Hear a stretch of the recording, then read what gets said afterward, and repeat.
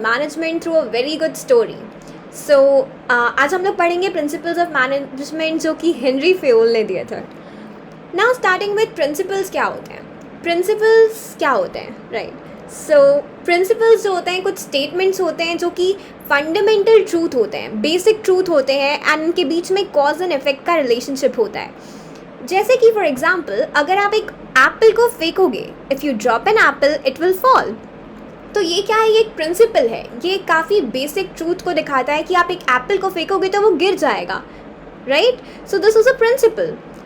Now principles of management क्या होते हैं स्पेसिफिकली. ये कुछ ब्रॉड और जनरल गाइडलाइंस होती हैं. ये काफ़ी जनरल गाइडलाइंस होती हैं जो कि कोई भी फॉलो कर सकता है, इसीलिए इसकी यूनिवर्सल एप्लीकेबिलिटी होती है. ये बिल्कुल आपको कोई स्ट्रेट जैकेट सोल्यूशन प्रोवाइड नहीं करेंगे कि अगर कुछ होता है, अगर एम्प्लॉयज़ के बीच में झगड़ा हो जाएगा तो आप क्या करोगे. सो अगर आपकी ऑर्गेनाइजेशन के बारे में वो स्पेसिफिकली गाइडलाइन प्रोवाइड नहीं करेगा. ये जनरल गाइडलाइंस होती हैं जो कि कोई भी मैनेजर जो है वो यूज़ कर सकता है. विल बी स्टडिंग फर्दर जहाँ पे और आपको क्लैरिटी मिलेगी. So for decision making of managers, ये मैनेजर्स के डिसीजन मेकिंग के लिए होता है. एंड लाइक मैनेजर्स जो है वो प्रिंसिपल्स को एज अ बेस रखते हुए डिसीजंस ले सकते हैं. Then let's understand through a story. तो एक थी कंपनी जिसका नाम था आरा लिमिटेड, और आरा लिमिटेड मैन्युफैक्चर करती थी शूज़. और इसमें 4 डिपार्टमेंट्स थे. एक था प्रोडक्शन डिपार्टमेंट, एक था फाइनेंस, एक था मार्केटिंग और लास्ट था सेल्स डिपार्टमेंट. सो हमारे प्रोडक्शन डिपार्टमेंट के हेड थे मिस्टर जियान. फाइनेंस डिपार्टमेंट की हेड थी miss Suzuka. Sorry for the wrong pronunciation, it's Shizuka, okay. And हमारे मार्केटिंग हेड थे सुनियो, जो कि मोस्ट सिंसियर एम्प्लॉय हैं एंड इनको पिछले 5 सालों से employee of the year award मिल रहा है. और ये है Nobita. As everybody knows he is quite lazy. ये टारगेट तो कंप्लीट करते हैं बट आफ्टर टाइम. ये है मैनेजर जिनको मैनेजर डोरेमोन, जो सभी को ऑर्डर्स देते हैं. एक दिन जो है वो डोरेमोन सभी को मीटिंग के लिए बुलाता है और सभी के ओपिनियंस मांगता है कि हम प्रॉफिट को कैसे मैक्सिमाइज़ करें. सभी ने अपने अपने ओपिनियंस दे दिए और फाइनली एक स्ट्रैटेजी जो है वो फाइनलाइज हो गई. डोरेमोन ने सभी डिपार्टमेंट हेड्स को उनके उनके टारगेट असाइन कर दिए और उनको पावर दे दी कि वो अपने टास्क को कंप्लीट करें. उसने कहा कि तुम सभी जो हो वो अपने टास्क को कंप्लीट करने के लिए रिस्पॉन्सिबल हो. देखते हैं next employee of the year कौन है. मीटिंग्स होती है, वो डिस्पर्स हो जाती है. And then after the meeting is dispersed, Shizuka जो है वो डोरेमोन के डोर पे नॉक करती है. And Doraemon says yeah get in. So Shizuka is crying. Why? Because Gian did not treat her right. Shizuka कहती है कि जियान कहता है कि वो वीक है because she is a girl. Doraemon बोलता है call him right now. Doraemon को आ जाता है गुस्सा. एंड देन जियान को डोरेमोन डांट लगाता है कि अगर तुमको आरा लिमिटेड में काम करना है तो तुम हमारे किसी भी एम्प्लॉय को मिसट्रीट नहीं कर सकते. सो जियान फाइनली शिजुका को सॉरी बोल देता है and Doraemon says now both of you get back to work. So हर एक डिपार्टमेंट का हेड जो है वो अपने अपने काम में चला जाता है एंड अपने अपने सबॉर्डिनेट्स को, यानी कि ये तो डिपार्टमेंट हेड्स राइट, तो ये अपने सबॉर्डिनेट्स को अपने काम के बारे में जाके बताता है और बता देता है कि हमारा ये टारगेट है and we have to complete this. सारी प्लानिंग हो जाती है. अब अगले दिन से जो है वो काम शुरू होने वाला है. कंपनी जो है वो काफ़ी स्ट्रिक्ट है और कंपनी मेंबर्स को पता है कि उनको सभी को 9 बजे तक ऑफिस पहुंचना है, मतलब पहुंचना है, and let entry will be penalised. और सभी को अपने अपने लॉकर्स असाइन कर दिए गए हैं. As soon as you enter at 9 PM आपको अपने सारे सामान जो है वो अपने लॉकर से निकालने हैं और जैसे ही आपका काम ख़त्म होता है आप अपने सारे डॉक्यूमेंट्स जो हैं वो अपने लॉकर के अंदर डालने वाले हो. सभी ने बहुत मेहनत की और finally the most awaited day of the year, that is the employee of the year का अनाउंसमेंट वाला डेट आ जाता है. सभी जो है वो एक्सपेक्ट करते हैं कि इस साल भी जो है वो सुनियो को ही एम्प्लॉय ऑफ द ईयर का अवार्ड मिलेगा. Let's see who gets the employee of the year award. Manager जो है वो एक काफ़ी लंबी सी स्पीच देते हैं on the eve of annual celebrations. He says कि आप सभी ने बहुत मेहनत की इस साल, आप सभी बहुत अच्छे एम्प्लॉइज़ हो, कुछ तो 10 साल से भी इस कंपनी में काम कर रहे हैं, आपकी लॉयल्टी को कंपनी अप्रिशिएट करती है एंड इसीलिए आपको इस साल रेज़ दिया जाएगा, यानी आपकी सैलरी हाइक की जाएगी। सभी जो होते हैं खुश हो जाते हैं एंड काफ़ी ज़्यादा एक्साइटेड हो जाते हैं। अब टाइम आता है एम्प्लॉय ऑफ द ईयर का अवार्ड किसको जाता है ये डिसाइड करने का। So the employee of the year award goes to, any guesses? आपको क्या लगता है? Just comment down below before you see. So the employee of the year is Nobita. Why do you think कि उस lazy head को मिला employee of the year का award? Let's see. Everybody starts to think, why did this lazy head get the employee of the year? He completed his target late again. अब Doraemon बताएगा कि क्या हुआ था। Doraemon कहता है तुम लोगों को याद है एक दिन एक लेडी मिस जाय को आई थी हमारे यहाँ। So the flashback begins. What happened? So जायको said कि मुझे मैनेजर से बात करनी है to the peon. And the peon said कि सॉरी मैम, यहाँ पे ऐसे काम नहीं चलता है, एक चेन के थ्रू इन्फॉर्मेशन फ्लो करती है। अगर आप किसी भी डिपार्टमेंट मैनेजर से बात कर सकते हैं एंड अगर वो इम्पॉर्टेंट रहेगा तो मैनेजर जो है वो उसको मेन मैनेजर तक पहुँचा देगा वो बात। मिस जायको जो है वो हर एक ऑफिस मैनेजर के पास जाती है एक के बाद एक एंड आप सभी को ब्राइब करने की कोशिश करती है। शॉकिंगली सभी ने उस ब्राइब को एक्सेप्ट कर लिया एक्सेप्ट नोबिता। उन्होंने अपने पर्सनल इंटरेस्ट के ऊपर रखा कंपनी के इंटरेस्ट को। So therefore the employee of the year award goes to Nobita. इस तरीके से सभी ने अपना लेसन सीखा कि उनको कंपनी को हमेशा ऊपर रखना है अपने पर्सनल इंटरेस्ट से and to never take a bribe. आपको पता है आपने अभी फेओल के सारे प्रिंसिपल्स देख लिए। Don't believe me? Let's begin. Now let's see the principles that were involved. सबसे पहला डिवीजन ऑफ वर्क। जब मैंने कहा कि पूरी ऑर्गेनाइजेशन 4 डिपार्टमेंट्स में ग्रुप्ड है तो आपने देखा डिवीजन ऑफ वर्क।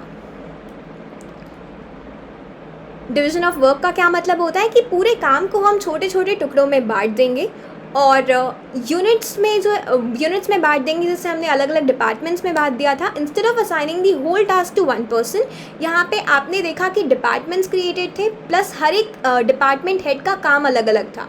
तो हमने काम को छोटे छोटे हिस्सों में बांट दिया, जैसे कि हमारा फाइनेंस था, हमारा मार्केटिंग था। इसी प्रकार से काम जो था वो बटा हुआ था और काफ़ी सारे डिपार्टमेंट्स क्रिएटेड थे। हमने कैपेबिलिटी के हिसाब से अलोकेट किया काम, जिसकी जो कैपेबिलिटी थी हम उसी को काम अलोकेट करेंगे। सो बाकी के 2 पॉइंट्स आप देख सकते हो। You can pause the video and read it. Then इसके मेरिट्स और कॉन्सिक्वेंसेस क्या होते हैं वायलेशन के। तो इसके मेरिट्स ये होते हैं कि जब भी आप काम स्पेशलाइज्ड व्यक्ति को दोगे तो यहाँ पे हमको एक स्पेशलाइजेशन देखने को मिलेगा। यहाँ पे जब आपने शिजुका को काम दिया फाइनेंस डिपार्टमेंट का, तो Shizuka will be very good in finance because she is repeatedly doing that particular work. इससे क्या होती है, एफिशिएंसी काफ़ी ज़्यादा इम्प्रूव हो जाती है। मतलब आपका सामान जो है वो कम वेस्ट होगा बिकॉज अगर मैं किसी काम के लिए ट्रेंड हूँ तो I will be doing that work without wasting the resources, right. And अगर मैं इसको फॉलो नहीं करती हूँ तो बिल्कुल भी स्पेशलाइजेशन नहीं रहेगा, एफिशिएंसी नहीं रहेगी, मतलब रिसोर्सेज वेस्ट होंगे और चांसेस है कि मेरा काम जो है वो डुप्लीकेट हो जाएगा। क्यों? क्योंकि आपने बताया ही नहीं है कि किसको क्या काम करना है, ठीक है। तो 2 लोग सोच सकते हैं कि उनका काम जो है वो मतलब ओवरलैप कर सकता है काम, right. Than unity of command. Unity of command कैसे? क्योंकि सारे ऑर्डर्स कौन देता था? डोरेमोन देता था। तो एक एम्प्लॉय को सिर्फ एक ही व्यक्ति से ऑर्डर रिसीव होना चाहिए और वो एम्प्लॉय जो है वो सिर्फ एक ही व्यक्ति को रिस्पॉन्सिबल होना चाहिए। जैसे ऑर्डर यहाँ पे सिर्फ डोरेमोन के थ्रू मिल रहा था, तो अगर एक से ज़्यादा बॉस होंगे तो सबऑर्डिनेट्स जो है वो कंफ्यूज हो सकते हैं कि किसकी बात सुननी है। और ये कॉन्ट्रडिक्ट करता है फंक्शनल फोरमैनशिप को, जैसे कि कोई भी स्पेशलाइज्ड ऑर्डर जो है नहीं है, मतलब एक ही व्यक्ति ऑर्डर दे रहा है, कोई भी स्पेशलाइजेशन यानी कि अलग अलग जैसे 8 फोरमैन्स में डिवाइड होता है फंक्शनल फोरमैनशिप में, यहाँ पे ऐसी कोई भी कंडीशन नहीं है। And then merits and consequences of violation, अगर हम इसको वायलेट करते हैं तो क्या होगा, कन्फ्यूजन होगा सबऑर्डिनेट्स के माइंड में कि किसकी सुने किसकी ना सुने। एंड अगर एक से ज़्यादा मैनेजर्स हैं, तो अगर मेरे 3 मैनेजर्स हैं and I am listening to manager 1, तो मैनेजर 2 और 3 के बीच में ईगो क्लैश हो सकता है कि इसने मेरी बात कैसे नहीं सुनी। And then what if the like अगर मेरे को सभी जगह से ऑर्डर मिलेगा तो कन्फ्यूजन क्रिएट होगा, एम्प्लॉयज़ जो है वो एक्सक्यूज़ देंगे। क्या एक्सक्यूज़ देंगे कि मुझे तो मैनेजर 1 ने ये बोला था तो मैंने ये काम नहीं किया, या फिर इस टाइप की कन्फ्यूजन और क्रिएट होने वाले हैं, राइट। तो कोई भी किसी को भी अकाउंटेबल नहीं है, सब सिर्फ ब्लेम गेम खेलते रहेंगे और डिसिप्लिन मेंटेन करना काफ़ी डिफ़िकल्ट हो जाएगा अगर ऑर्डर हमको अलग अलग जगह से मिल रहे हैं तो। देन इनिशिएटिव क्या होता है, डोरेमोन कहता है कि सभी लोग अपने अपने ओपिनियंस दो, उसके बाद डोरेमोन कहता है सभी लोग अपने अपने ओपिनियंस दो। This is what initiative taken by Doraemon, कि taking the first step with motivation and welcoming ideas को आप वेलकम करोगे and then check out the plan and implement, आप प्लान को चेकआउट करोगे और उसको इम्प्लीमेंट करोगे। इससे क्या होता है, मोटिवेशन और स्पिरिट एम्प्लॉयज़ का आपका हाई रहता है। जब आप एम्प्लॉयज़ को सजेशन देने के लिए इनकरेज करते हो तो इससे हमको क्या दिखता है, कोऑपरेशन नॉट इंडिविजुअलिज्म। ये भी यही बोलता है कि हमको सभी व्यक्तियों की बात सुननी है, ठीक है, सभी व्यक्ति की बात जो है वो सुनी जानी चाहिए, cooperation not individualism. And than feeling of belongingness among employees के अंदर भी एक बिलोंगिंगनेस का फीलिंग आएगा कि हमको भी पूछा जा रहा है किसी चीज़ के लिए, right. Then merits and consequences of violation, अगर हम इसको फॉलो करेंगे तो क्या होगा, एम्प्लॉयज़ के अंदर एक बिलोंगिंगनेस की फीलिंग आएगी और टारगेट जो है वो achieve targets and time if set up with their consultation. अगर मेरी कंसल्टेशन से कोई भी आप डिसीजन ले रहे हो तो I will be more interested to complete that particular work. और अगर इनिशिएटिव नहीं लिया गया है तो क्या होगा कि एम्प्लॉयज़ जो है वो अपनी बेस्ट ऑफ एबिलिटीज़ के हिसाब से काम नहीं कर पाएंगे एंड एम्प्लॉयज़ के अंदर एक सॉर्ट ऑफ डीमोटिवेशन आएगा कि हमारा कोई कंट्रीब्यूशन ही नहीं है या फिर हमारी सुनी ही नहीं जाती है। And then authority and responsibility, after that जब डोरेमोन ने पूछा, सजेशंस मांगे, उसके बाद उसने क्या किया, उसने टास्क असाइन किए हर एक एम्प्लॉय को और कहा कि वो उस चीज़ के लिए रिस्पॉन्सिबल है। मतलब यहाँ पे उसने रिस्पॉन्सिबिलिटी दी और उनको अथॉरिटी भी दी टू कंप्लीट द टास्क। ये क्या होता है, अथॉरिटी मतलब पावर टू टेक डिसीजंस, कि वो अपने टास्क से रिलेटेड डिसीजंस ले सकते हैं, एंड रिस्पॉन्सिबिलिटी मतलब उनका obligation to complete the task, यानी उनकी जिम्मेदारी टू कंप्लीट अ टास्क। तो match parity, equality and balance between authority and responsibility. तो एक मैच या पैरिटी होनी चाहिए, इक्वालिटी होनी चाहिए अथॉरिटी और रिस्पॉन्सिबिलिटी के बीच में। ना ही हमको ज़्यादा अथॉरिटी देनी है कि सामने वाला अथॉरिटी को मिसयूज़ करने लग जाए, ना ही हमको इतनी रिस्पॉन्सिबिलिटी दे रही है कि वो ओवरबर्डन हो जाए। तो दोनों चीज़ें जो है वो एक पैर में चलनी चाहिए, पैरिटी में चलनी चाहिए, इक्वालिटी में चलनी चाहिए।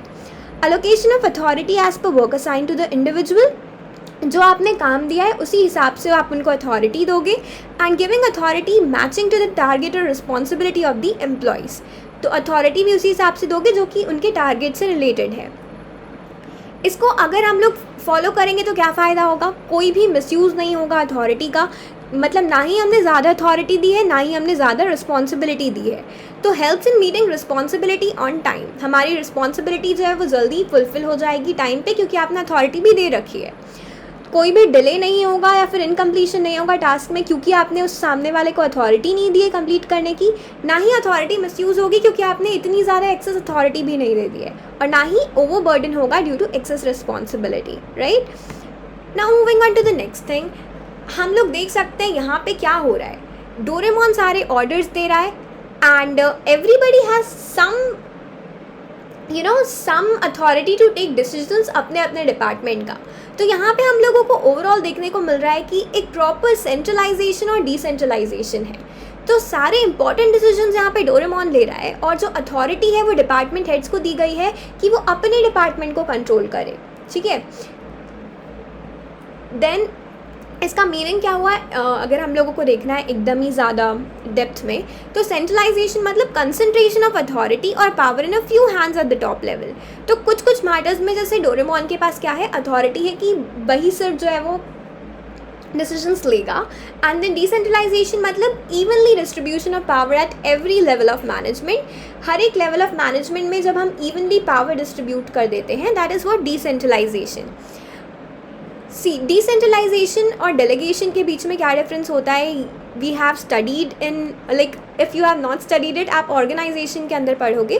बेसिकली डिसेंट्रलाइजेशन मतलब आप हर एक लेवल को जो है वो पावर दे रहे हो. जैसे कि पंचायती राज सिस्टम में होता है कि आपने स्टेट्स को भी पावर दे रखी है, उसके अंदर जो पंचायत बनी है उनको भी पावर दे रखी है. इस प्रकार से जब आप हर लेवल पे अथॉरिटी को डिस्पर्स कर देते हो, दैट इज़ डिसेंट्रलाइजेशन. तो हमको एक कॉम्बिनेशन अडॉप्ट करना होता है सेंट्रलाइजेशन और डिसेंट्रलाइजेशन का, कि जो इम्पॉर्टेंट मैटर्स हैं या जो की डिसीजंस हैं वो आप टॉप लेवल के पास रखो, और जो रूटीन के काम है आप उसको डिसेंट्रलाइज कर दो. ठीक है, ताकि जो मैनेजर डिस्पर्स कर दो to middle and the lower level of management. Merits क्या होंगे इसके, या फिर कॉन्सिक्वेंसेस क्या होंगे वायलेशन के? तो why centralization and decentralization should be there, क्योंकि हमको बेनिफिट मिलेगा दोनों का, सेंट्रलाइजेशन और डिसेंट्रलाइजेशन का. सेंट्रलाइजेशन में क्या होगा, इंपॉर्टेंट मैटर्स जो है वो सिर्फ टॉप लेवल जो है उसका जिसके पास अथॉरिटी है या जिसके पास ज़्यादा एक्सपीरियंस है वो ज़्यादा इंपॉर्टेंट डिसीजंस ले पाएगा. एंड डिसेंट्रलाइजेशन से क्या होगा, आपके डिसीजंस काफ़ी जल्दी ले जाएंगे. Fast decision at operational level and strict control by the top level. तो ऑपरेशनल लेवल में क्या होगा, जल्दी डिसीजंस लिए जाएंगे और स्ट्रिक्ट कंट्रोल भी रहेगा टॉप लेवल का. अगर हमारे पास नहीं होगा तो ये क्या होगा, मतलब if you violate it, complete centralization will lead to delay in action. अगर आप कंप्लीटली सेंट्रलाइज कर देते हो, आप हर चीज़ के लिए ऊपर टॉप लेवल में पूछ रहे हो, तो एक्शन में डिले होगा. एंड कंप्लीट डिसेंट्रलाइज यदि आप कर देते हो तो ये क्या हो सकता है, मिसयूज़ हो सकती है अथॉरिटी की. I am sorry for the wrong spelling of authority, it's let it be, let's move on. Now principle of equity, and after that क्या होता है, शिजुका नॉक करती है डोर में, तो शिजुका जो है वो कंप्लेन करती है डोरेमोन से. प्रिंसिपल ऑफ इक्विटी ये कहता है कि हमको सभी के प्रति जो है वो काइंड और एक फेयर और जस्ट ट्रीटमेंट रखना है अपने एम्प्लॉयज़ के प्रति. कोई भी डिस्क्रिमिनेशन नहीं होना चाहिए किसी भी एम्प्लॉय को लेकर, ना ही कास्ट के बेसिस पे, ना ही कास्ट, क्रीड या जेंडर के बेसिस में कोई भी डिस्क्रिमिनेशन नहीं होना चाहिए. Now, same policies and rules and regulations for all the employees. जो भी पॉलिसीज़ या रूल्स एंड रेगुलेशंस हैं वो सभी एम्प्लॉयज़ के लिए सेम रहने वाले हैं. ऐसा नहीं है कि फीमेल्स के लिए अलग रूल है, मेल्स के लिए अलग रूल है, या फिर किसी कास्ट, एक पर्टिकुलर कास्ट के लोगों के लिए अलग रूल्स हैं, दूसरे कास्ट के लिए अलग रूल्स हैं. ऐसा नहीं होना चाहिए. नो प्रेफरेंस टू मेल और फीमेल पर्सन और any special religion for promotion. ऐसा नहीं होना चाहिए कि आप किसी पर्टिकुलर कास्ट के लोगों को या किसी पर्टिकुलर जेंडर के लोगों को ही सिर्फ प्रमोशन दे रहे हो. Contradicts differential piece wage system. Differential piece, कई लोग ऐसा मानते हैं कि डिफरेंशियल पीस वेज सिस्टम को जो है ये कॉन्ट्रडिक्ट करता है, बिकॉज यहाँ पे डिफरेंशियल पीस वेज सिस्टम क्या कहता है कि आपको काम के अकॉर्डिंग जो है वो पैसे देने हैं, बट यहाँ पे ऐसा नहीं होता है. We are treating everybody equally. इसके मेरिट्स और कॉन्सिक्वेंसेस ऑफ वायलेशन क्या होते हैं. इक्विटी रहेगी तो एम्प्लॉय सेटिस्फाइड रहेंगे, जैसे Shizuka got satisfied after that. And motivate the employees and boost up the moral. उनका मोरल जो है वो हाई रहेगा if everybody is treated equally. अगर नहीं करते हो तो दिल बी डिससेटिस्फाइड, और एक अनहेल्दी रिलेशनशिप जो है वो क्रिएट हो जाएगा सुपीरियर और सबॉर्डिनेट के बीच में, है ना. Now unity of direction. उसके बाद क्या होता है, शिजुका के जाने के बाद, now everybody get back to work. So when they get back to work, वो क्या करते हैं, अपने टीम मेंबर्स को इन्फॉर्म करते हैं अबाउट देयर टारगेट्स, है ना. तो इसमें क्या होता है, मीनिंग, इसका मतलब होता है कि 1 यूनिट मीन्स 1 प्लान. जैसे कि फाइनेंस डिपार्टमेंट जो है वो एक यूनिट है कंप्लीट, और उसका जो है वो एक ही प्लान होना चाहिए. Efforts of all the employees must be directed towards the goal. और जितने भी एम्प्लॉयज़ हैं उनका सभी का जो एफर्ट है वो डायरेक्ट हो रहा है towards one goal, that is profit maximization, है ना. Unification of efforts towards one direction, base of coordination concept. आप कोऑर्डिनेट करते हुए काम कर रहे हो. एक तो आपका जो एक यूनिट है, यानी कि एक डिपार्टमेंट का भी एक गोल है पर्टिकुलर, एक यूनिट आपका डिपार्टमेंट हो गया, उसका एक गोल है, और जो आपका पूरा ऑर्गेनाइजेशन है वो भी एज अ होल यूनिट, उसका भी सिर्फ एक ही गोल है, और सभी लोग एक ही गोल के प्रति जो है वो काम कर रहे हैं और अपने एफर्ट्स को यूनिफाई कर रहे हैं. Now merits and consequences of violation. Achievement of organizational goal जो है वो अचीव हो जाएगा अगर आप कोऑर्डिनेट करते हुए काम कर रहे हो तो, और सारे जो एफर्ट्स हैं एम्प्लॉयज़ के वो एक ही डायरेक्शन में यूनिफाई होंगे, एक ही डायरेक्शन में लोग काम करेंगे. अगर आप नहीं करते हो तो लैक ऑफ कोऑर्डिनेशन रहेगा, कि मतलब कोई जो है फाइनेंस डिपार्टमेंट जो है, मान लो कि आपका प्रॉफिट मैक्सिमाइज़ करने के लिए काम ही नहीं कर रहा है, तो क्या हमारा जो ऑब्जेक्टिव है वो अचीव हो पाएगा? नहीं. तो we need to have coordination. Wastage of efforts and resources by working in different direction. सब अलग अलग काम में काम कर रहे हो तो लाइक बेसिकली आप कोऑर्डिनेट नहीं कर रहे हो तो आपके एफर्ट्स जो हैं वो वेस्ट होंगे, रिसोर्सेज वेस्ट होंगे। Difficulty in achieving organizational goals, और ऑर्गेनाइजेशनल गोल्स आपके अचीव नहीं हो पाएंगे। And then discipline. उसके बाद क्या होता है, सभी लोग अगले दिन से काम स्टार्ट करते हैं, जिसमें कहा जाता है कि ऑर्गेनाइजेशन एक काफ़ी डिसिप्लिन वे में काम करता है, जहाँ पे सभी को 9 बजे आना पड़ता है, otherwise they will be penalised. Now frame, इसका मतलब क्या हुआ कि हम रूल्स एंड रेगुलेशंस बनाएंगे, प्रॉपर एक कोड ऑफ कंडक्ट फॉलो करेंगे कि आपको ऐसे ऐसे काम करना है, और सभी लोग इसके अंदर और कुछ पॉइंट्स आते हैं, जैसे कि सभी लोग जो है वो अपने कमिटमेंट्स पूरे करेंगे। ठीक है, meeting of commitments by subordinates as well as superiors. अगर आप कुछ कमिट करते हो ऑर्गेनाइजेशन के अंदर कि आप ये काम करोगे, मतलब आप वो काम करोगे। ठीक है, clear and fair agreements between subordinates and superiors. Agreements जो होते हैं वो काफ़ी फेयर होने चाहिए सबऑर्डिनेट्स और सुपीरियर्स के बीच में। और judicious application of penalties, in case जो है वो आप प्रॉपरली अप्लाई नहीं कर रहे हो, लाइक आप प्रॉपरली फॉलो नहीं कर रहे हो रूल्स को, तो पेनाल्टी जो है वो लगनी चाहिए। अगर डिसिप्लिन होगा तो क्या होगा, ऑर्गेनाइजेशन के अंदर सिस्टमैटिक काम होगा, सभी लोग 9 बजे के अंदर आ रहे हैं, मतलब 9 बजे के अंदर आ रहे हैं। इम्प्रूव्स एफिशिएंसी, और उनकी एफिशिएंसी जो है वो बढ़ जाएगी, यानी कि रिसोर्सेज वेस्ट नहीं होगा। इस केस में आप सोच सकते हो कि टाइम बिल्कुल भी वेस्ट नहीं होगा। और अगर हमारे पास ये नहीं है तो ये काफ़ी ज़्यादा डिसऑर्डर्स, कन्फ्यूजन, केओस जो है वो ऑर्गेनाइजेशन के अंदर क्रिएट हो जाएगा। रिसोर्सेज वेस्ट होंगे in absence of discipline, and delay in work due to absence of rules and regulation. काम जो है वो डिले होगा। प्रिंसिपल ऑफ ऑर्डर, फिर मैंने कहा कि सब टाइम पे आने के बाद अपने लॉकर से जो है वो क्या निकालेंगे, सामान निकालेंगे, और जाते टाइम वहीं पे उसको रिटर्न रखेंगे। तो ये काफ़ी इंपॉर्टेंट है। आप जैसे घर में भी सामान को फैला देते हो, इट्स रियली वेरी इंपॉर्टेंट कि सारा सामान ऑर्डर में हो। I mean, I'm not actually, I should not say that. Even I do that, but it's really very important to follow this principle of order in your real life too. क्यों? क्योंकि इसका मतलब क्या होता है, सबसे पहले देखते हैं।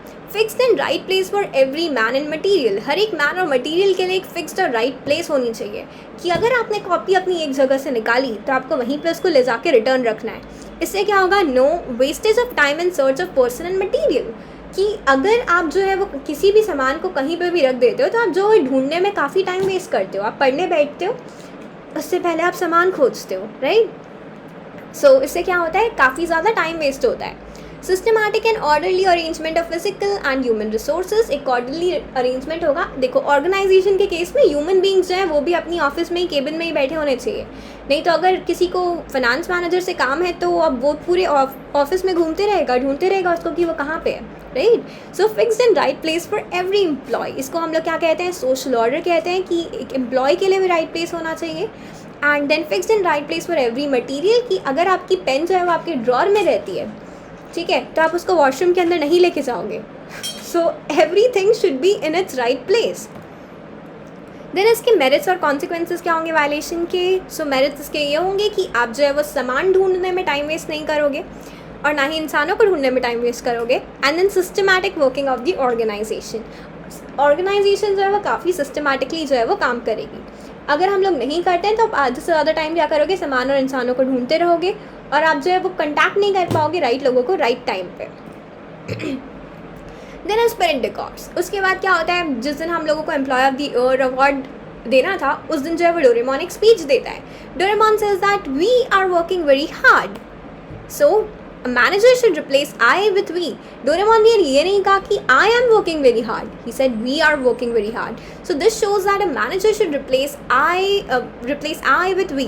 That is, he should not talk about him. He should talk about us, right?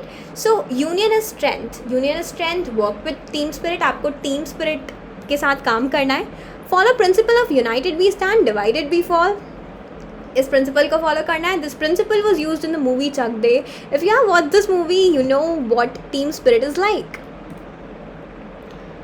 Now merits and consequences of violation. इसके मेरिट्स क्या होते हैं, एक टीम स्पिरिट डेवलप होती है और ग्रुप के गोल अचीव हो जाते हैं.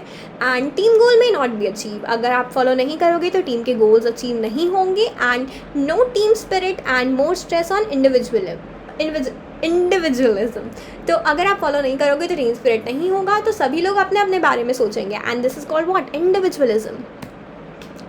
Then stability of tenure. Then he says that कि आप में से कुछ एम्प्लॉयज़ तो ऐसे हो जो 10 साल से भी ज़्यादा काम कर रहे हो. So it is very important कि एम्प्लॉयज़ जो हैं वो क्या करें, उनके बीच में फ्रीक्वेंट ट्रांसफ़र या टर्मिनेशन ना हो. आप अपने एम्प्लॉयज़ को बार बार ट्रांसफ़र या टर्मिनेट ना करो, ठीक है. Giving a minimum time to employees to settle down. एक एम्प्लॉय को मिनिमम टाइम दिया जाना चाहिए कि वो सेटल हो जाए इनसाइड द ऑर्गेनाइजेशन. उनको एक जॉब सिक्योरिटी रहनी चाहिए कि उनको जो है वो कभी भी टर्मिनेट या निकाल नहीं दिया जाएगा. वेस्टेज ऑफ रिसोर्स होगा, मतलब रिसोर्स आपके काफ़ी ज़्यादा वेस्ट होंगे अगर आप फ्रीक्वेंटली एम्प्लॉयज़ को टर्मिनेट या ट्रांसफ़र कर रहे हो तो, ठीक है. अगर आप टर्मिनेट कर रहे हो तो आपको नए एम्प्लॉयज़ जो हैं वो अपॉइंट करने पड़ेंगे, जिसके लिए आपको उनको ट्रेन भी करना पड़ेगा, तो आपके रिसोर्सेज काफ़ी वेस्ट होने वाले हैं. Then merits and consequences of violation. अगर आप वायलेट करते हो तो क्या होगा, और फॉलो करते हो तो क्या होगा. मेरिट्स होंगे कि एफिशिएंसी लेवल एम्प्लॉय का बढ़ेगा, मतलब रिसोर्सेज काफ़ी कम वेस्ट होंगे. आप एक ही काम को बार बार कर रहे हो तो you are specialized. And then अगर हम लोग नहीं करते हैं तो आप बार बार जो है वो लोगों को ट्रेन करने में अपना टाइम और एनर्जी वेस्ट करते रहोगे. एंड फ्रस्ट्रेशन और डिससेटिस्फैक्शन होगा एम्प्लॉयज़ के बीच में. अगर एम्प्लॉयज़ की लाइफ में स्टेबिलिटी नहीं है, आप एक एम्प्लॉय को बार बार ट्रांसफ़र करते जा रहे हो, तो उसके अंदर एक फ्रस्ट्रेशन और डिससेटिस्फैक्शन डेवलप हो जाएगी. Then remuneration. Doraemon says then कि आप सभी लोग इतने दिन से काम कर रहे हो, you are very good employees, तो आपको एक रेज मिलेगा. इट्स वेरी इंपॉर्टेंट कि हम फेयर और एडिक्वेट वेज और सैलरी दें अपने एम्प्लॉयज़ को. पे fair wages so that the employees can maintain a minimum standard of living. Employees को एक मिनिमम स्टैंडर्ड वो मेंटेन कर पाए, इतनी सैलरी देनी चाहिए. और जैसे जैसे कंपनी का प्रॉफिट बढ़ता है, आप अपने एम्प्लॉयज़ की भी सैलरी बढ़ाओ, ठीक है. सो sharing of gains with employees के साथ आप गेन्स को भी शेयर करोगे. और हार्मनी और डिस्कॉर्ड ये जो है ये बोलता है कि आप अपने एम्प्लॉयज़ को क्या करोगे, प्रॉपर जो है मैच होना चाहिए दोनों चीज़ों के बीच में. मतलब आप अपने एम्प्लॉयज़ को प्रॉपरली ट्रीट करोगे, एम्प्लॉयज़ भी आपके लिए प्रॉपरली काम करेंगे. तो यही हार्मनी और डिस्कॉर्ड का प्रिंसिपल है जो कि दिया गया था FW टेलर के द्वारा. ये इससे मैच करता है. कौन सा principle, that is principle of remuneration, ठीक है. So pay as per financial capacity of your firm. और आप जो है वो अपनी फाइनेंशियल कैपेसिटी के हिसाब से, यानी कि फर्म की फाइनेंशियल कैपेसिटी के हिसाब से भी पे करोगे.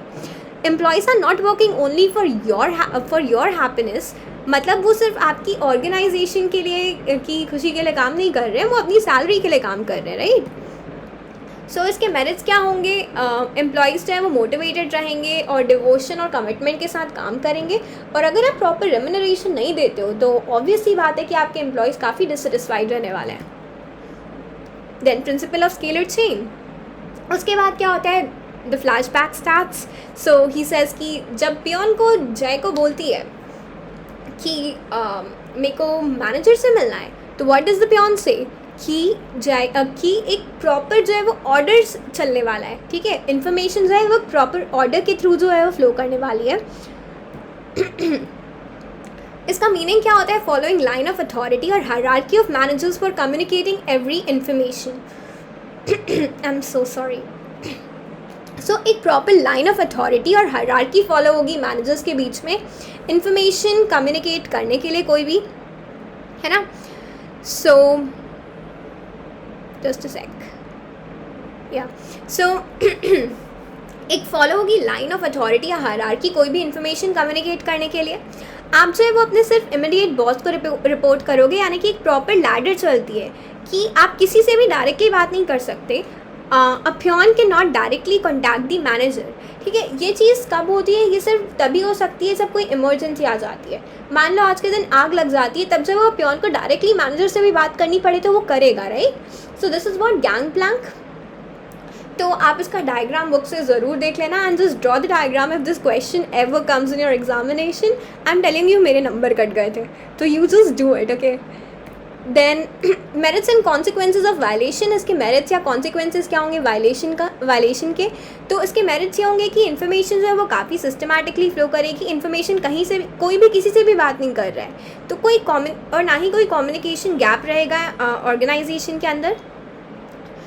सभी लोग प्रॉपर्ली कम्युनिकेट कर पाएंगे. और अगर जो है नहीं फॉलो करते हैं तो कम्युनिकेशन गैप क्रिएट हो जाएगा. लोग प्रॉपर्ली मतलब आप जो है अगर एक पियोन जो है वो डायरेक्टली मैनेजर से कांटेक्ट करने की कोशिश कर रहा है तो वो प्रॉपर्ली कम्युनिकेट नहीं कर पाएगा अपनी इन्फॉर्मेशन को. He will have many communication barriers around there. ठीक है, और उसके बाद ना ही कोई क्लैरिटी आएगी अथॉरिटी या रिस्पॉन्सिबिलिटी में, कोई भी किसी से भी कम्युनिकेट कर रहा है, आपका घर नहीं है, right. So there should be a proper hierarchy, authority responsibility का रिलेशनशिप जो है वो काफ़ी क्लियर होना चाहिए कि इस व्यक्ति के पास अथॉरिटी है and this person is responsible. And at last when the Employee of the Year award gets mentioned, so he said कि Nobita gets it. Why does Nobita get it? Because he followed the principle of subordination of individual interest to general interest. So Nobita keeps firm's interest above his own interest and does not take any bribe. So this is our last principle which says that कि organization का interest जो है वो ज़्यादा important है than personal interest of employees. ठीक है। While taking decisions, managers must give priority to the benefits of the organization and not to personal benefit. So they should try to achieve personal growth with organizational goal, not by sacrificing organizational goal. मतलब उनको जो है वो अपने personal goals fulfill करने हैं, but keeping in mind कि organization का goal क्या है। आप organization के goal को sacrifice करके you are not going to fulfill your own goal, right? So managers should not take unfair decisions by taking bribes. इनको bribes नहीं लेनी चाहिए और अपने relatives के benefit में भी कोई काम नहीं करना चाहिए, और employees को अपनी खुशी जो है वो अपने leaves जो है वो भी sacrifice करने चाहिए अगर उनकी ज़रूरत है organization के अंदर तो। So this is what the principle says, and अगर आप इसको follow करोगे तो आपके organization के goals achieve होंगे, and कोऑर्डिनेशन रहेगा between individual and organizational goal. Individuals के भी गोल पूरे होंगे, ऑर्गेनाइजेशन के भी पूरे होंगे, एंड अगर हमारे पास ये नहीं है तो अचीव नहीं हो पाएगा ऑर्गेनाइजेशन का गोल। सभी अपने अपने बारे में सोचेंगे, right. So even employees will also suffer in long run. Employees कैसे सफ़र करेंगे in long run? Because in long run क्या होगा, अगर कंपनी प्रॉफिटेबल है तभी वो आपको सैलरी दे पाएगी, बट अगर आप ब्राइब ले रहे हो, आपकी कंपनी लॉस में जा रही है, तो may be the company will shut down and you will not get your salary itself, और आपको जॉब चेंज करनी पड़ सकती है। तो in long run employees will also suffer. Thank you very much. So this is the end of the chapter. Hope you enjoyed it. And chalo tata, bye bye. See you soon on the next video.